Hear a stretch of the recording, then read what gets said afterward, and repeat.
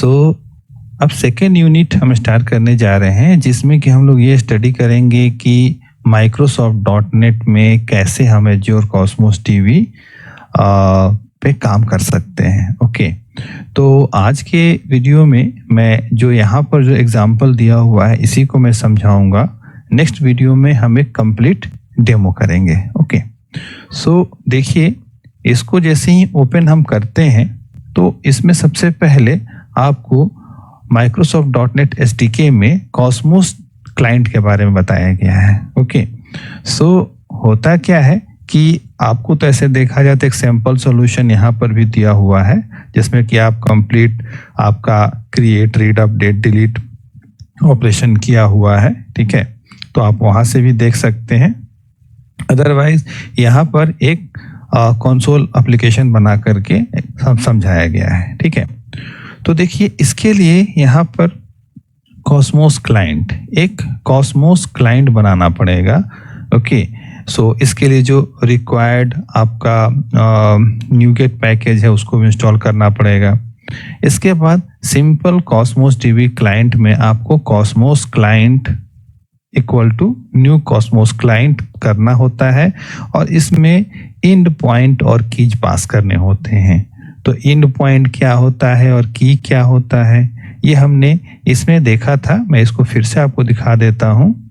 ये हमारा जो कॉस्मोस टीवी अकाउंट है, इसमें कीज में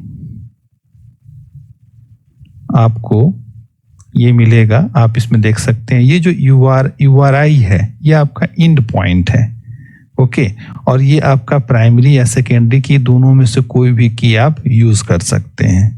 ओके, सो आप इस एंड पॉइंट में इसको यूज कीजिए और आपका की में इसको यूज कीजिए। सो इन दोनों को आप चाहे तो अपना जो आपका appconfig.json होता है इसमें रख सकते हैं, इसको रीड करके यहाँ पे ला सकते हैं। लाने के बाद ये देखिए कि यहाँ पर क्रिएट ए डेटाबेस अगर क्रिएट करना होता है तो हम कैसे करते हैं, तो simply Cosmos client dot create database async ये मेथड बना हुआ है। इस मेथड को हम कॉल करेंगे, उसमें आईडी पास करेंगे, ये डेटाबेस हमारा क्रिएट हो जाएगा। ओके, और सेम उसी तरह से जैसे कि मान लिया जाए कि हमें बार बार रन कराते हैं अगर सेम सॉल्यूशन को, तो डेटाबेस ऑलरेडी एग्जिस्ट है ये अगर चेक करना हो तो यहाँ पर आप देखिए create database if not exist async है। ओके, तो जब डेटाबेस नहीं होगा तो ये क्रिएट करेगा और होगा तो ये क्रिएट नहीं करेगा। ओके, तो हम इसे फर्स्ट टास्क के रूप में इसको रख सकते हैं, और आईडी हमने जो दिया उस आईडी से क्रिएट होगा। ओके, तो ये हो गया डेटाबेस क्रिएट करने का बहुत बेसिक सा काम। A1 लाइनर का आप कोड है, हम लिखेंगे। इसके बाद क्या आता है कि डेटाबेस को रीड करना। तो डेटाबेस को रीड करने के लिए सिंपल इसमें एक डेटाबेस रिस्पॉन्स है। ठीक है, इसमें await database dot read async को कॉल करना होता है। ठीक है, ये रीड एसिंक होता है। डिलीट करने के लिए डेटाबेस डॉट डिलीट एसिंक है। ओके, तो इस तरह से कुछ दिया हुआ है।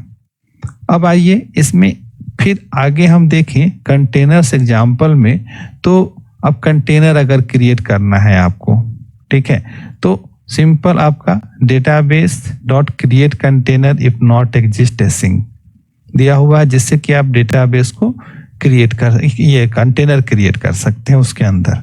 ओके, अब देखिए, तो सिंपल उसमें आपको कंटेनर आईडी, पार्टीशन की, पाथ, थ्रूपुट ये सभी पास करना होगा। ओके, तो ये सब के बारे में हम स्टडी कर चुके हैं। कंटेनर आईडी अगर मान लिया जाए कि आपको कंटेनर से अगर मान लिया जाए कि जैसे कि कंटेनर को पिक करना है तो कंटेनर आईडी पास करके आप get container dot container ID करेंगे तो इससे आपका निकल जाएगा, और उसकी प्रॉपर्टीज आपको रीड कंटेनर एसिंक के थ्रू सारी प्रॉपर्टीज आ जाएंगी। डिलीट करने का भी है, सिंपल डिलीट कंटेनर एसिंक।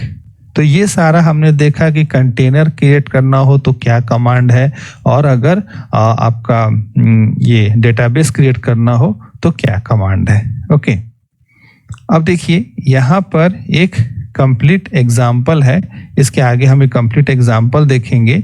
पहले तो हम ये देख लें कि जैसे कि अब आइटम क्रिएट करना हो, आइटम मतलब कि अब डेटाबेस आपने क्रिएट कर दिया, अब उसके अंदर जो है आपको आइटम क्रिएट करना है। ओके, तो इसके लिए भी देखिए सिंपल सेम ही वे में कमांड दिए गए हैं, क्रिएट आइटम एसिंक।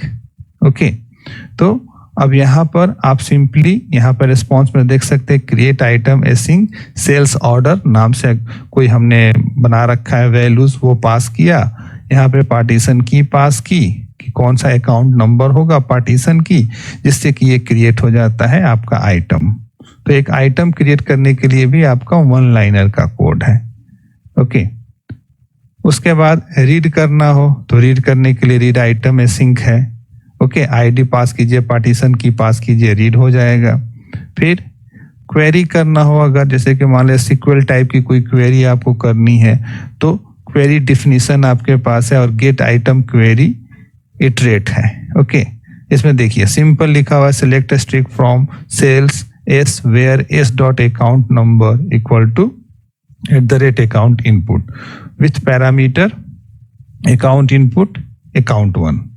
ओके, तो इस तरह से क्वेरी डाल करके भी आप क्वेरी को भी एग्जीक्यूट कर सकते हैं। और ये क्या है कि ये इटरेट करना है, दैट मीन्स कि इसमें मल्टीपल डेटा आएगा और उसको इटरेट करना है, तो आप यहाँ पर इजी वे में उसको क्या कर सकते हैं कि इटरेट कर सकते हैं। ओके, तो ये हमने इस यूनिट में ये देखा कि कौन कौन से मेथड होते हैं। ओके, बट हम एक कंप्लीट डेमो कर सकते हैं।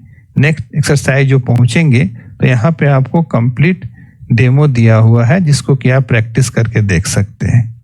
ओके, तो जैसे कि ये तो सिंपल है कि आपको जो रिसोर्स क्रिएट करने के लिए आपको जो कमांड दिए गए हैं, इस कमांड के थ्रू आप कर सकते हैं रिसोर्स क्रिएट कर, तो हम तो ऑलरेडी कर चुके हैं।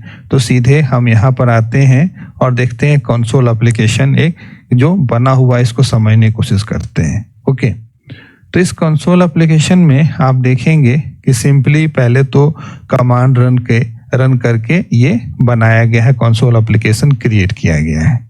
ओके, क्रिएट होने के बाद कंसोल एप्लीकेशन में आपके पास क्या होता है, program.cs फाइल आती है। अब आने के बाद क्या क्या चीजें ऐड करनी है वो देखिए सबसे पहले आपको ये microsoft.azure.cosmos इस पैकेज को सबसे पहले इंस्टॉल करना पड़ेगा। तो आइदर इससे इंस्टॉल कीजिए या न्यूगेट पैकेज मैनेजर से इंस्टॉल कीजिए। तो पहला काम आपका है इसको इंस्टॉल करना। इसको जब इंस्टॉल करेंगे तो सिंपली इसका जो नेम स्पेस है यूजिंग microsoft.azure.cosmos ये हमें यूज करना है, बाकी सारा कोड हम इजी वे में कर सकते हैं क्योंकि सारे इसका जो ये .NET की जो लाइब्रेरी है कॉस्मोस डीबी की वो इसी में सारी जो मेथड जो बने हुए हैं इसी में बने हुए हैं। अब देखिए ये आप देखिए कि ये सिंगल पेज एप्लीकेशन है कॉस्मोस डीबी का। कॉस्मोस सिंगल पेज तो नहीं है, ये तो कंसोल एप्लीकेशन है। ओके, तो इसमें देखिए पहला लाइन हमारा क्या है कि इसने एंड पॉइंट डिक्लेयर किया, एंड पॉइंट जो है वो डिक्लेयर किया। दूसरा जो है प्राइमरी की जो की है वो डिक्लेयर किया। इसके बाद कॉस्मोस डीबी का क्लाइंट बनाया, फिर इसने डेटाबेस बनाया और फिर इसने कंटेनर क्रिएट किया। तो ये सारे जो है इसने उसके इंस्टांसेस क्रिएट किए। अब उसके बाद डेटाबेस आईडी इसने एक नाम रख ली AZ204 डेटाबेस और कंटेनर आईडी रख ली AZ204 कंटेनर। ओके, अब उसके बाद यहां पर हम देखें तो टास्क यहां जो शुरू हो रहा है सबसे पहले तो यहां पर p.cosmos async अवेट करके इसको कॉल किया है और बाकी अभी आप देखेंगे तो इसमें जो है आप देखिए एक्सेप्शन है, ठीक है, ये सब तो नॉर्मल चीज है जो कि हम कंसोल एप्लीकेशन में बनाते हैं।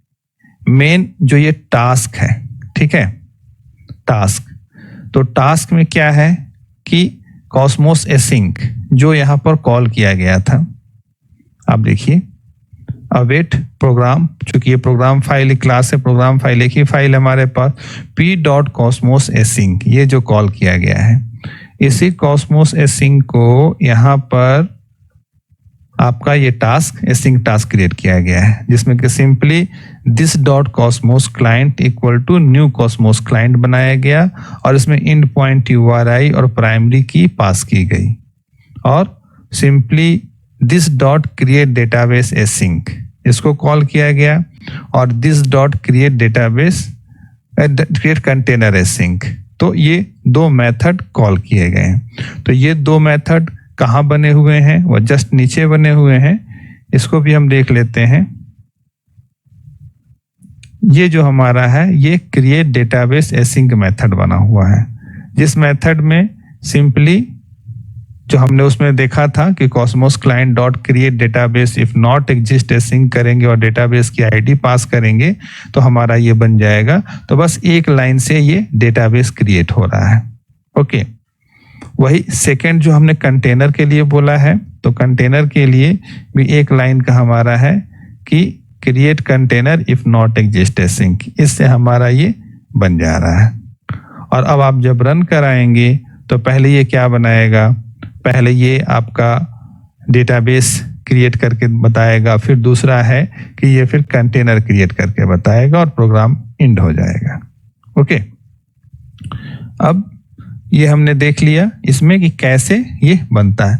बाकी जो है आप जो रिसोर्सेज को सिंपली डिलीट करना हो वो कमांड आपको पता है ही। ओके, तो यहाँ पर आपने ये देखा कि हम किन किन मेथड्स का यूज करके डेटाबेस और कंटेनर क्रिएट कर सकते हैं। तो ये एक बहुत बेसिक सा एग्जांपल था इस कंसोल एप्लीकेशन के थ्रू, जिसमें कि समझाने की कोशिश की गई है कि कैसे हम कंसोल कॉस्मोस डीबी पर कैसे हम वर्क कर सकते हैं। तो बहुत इजी है इस पर वर्क करना, कोई बहुत ज़्यादा इसमें हमें जस्ट लाइक कि जो हम SQL सर्वर कनेक्ट करके हम काम करते हैं, ठीक है, उसी वे में हम इसमें भी काम कर सकते हैं। इसके लाइब्रेरीज में वो सारे मेथड्स अवेलेबल हैं, जिस मेथड्स को बस जानने की जरूरत है जिससे कि आप इजी वे में काम कर सकते हैं। ओके, सो नेक्स्ट वीडियो में एक हम कंप्लीट एप्लीकेशन बनाएंगे। सो मिलते हैं दोस्तों अगले वीडियो में, तब तक के लिए थैंक यू।